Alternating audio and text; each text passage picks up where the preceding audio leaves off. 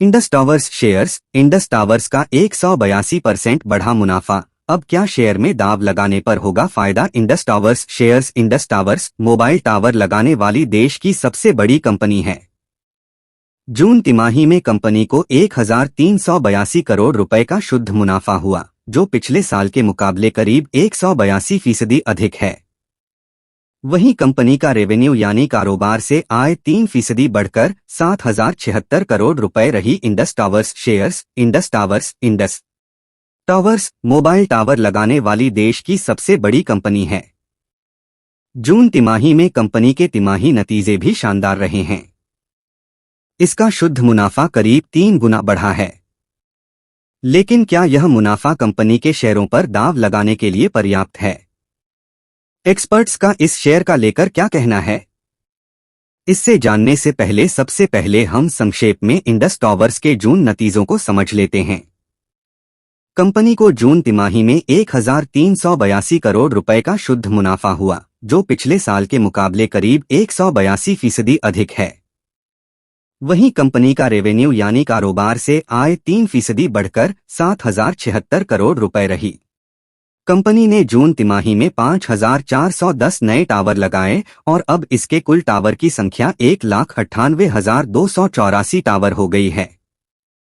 Company की एक tower से प्रति माह कमाई 73,286 रुपए है और जून तिमाही में भी यह स्थिर रही है। हालांकि इन शानदार आंकड़ों के बावजूद एक्सपर्ट्स इंडस टावर्स के स्टॉक को लेकर जोश नहीं दिख रहे हैं।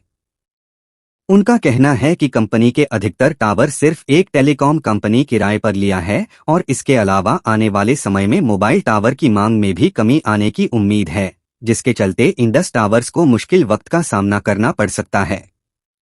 उन्होंने कहा कि कंपनी पहले से ही कई मुश्किलों का सामना कर रही है। ऐसे में आगे की राह काफी चुनौती भर हो सकता है। एक दो अपवाद को छोड़ दें तो नतीजों के बाद अधिकतर एनालिस्ट्स ने इस शेयर को लेकर न्यूट्रल या रिड्यूट की रेटिंग दी है।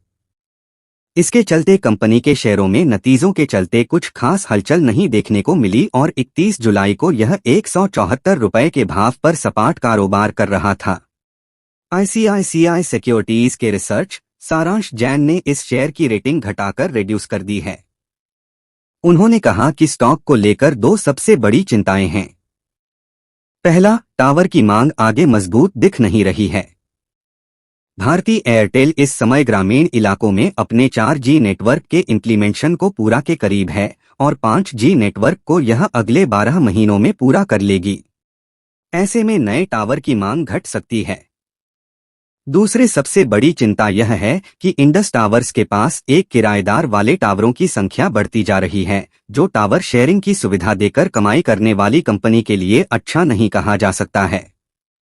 इस एकल किराएदारी वाली टावरों के चलते कंपनी के मार्जिन और रिटर्न ऑन कैपिटल को कमजोर किया है। मोतीलाल ओसवाल के एनालिस्ट अली सागर शाकिर का भी कुछ ऐसा ही कहना है।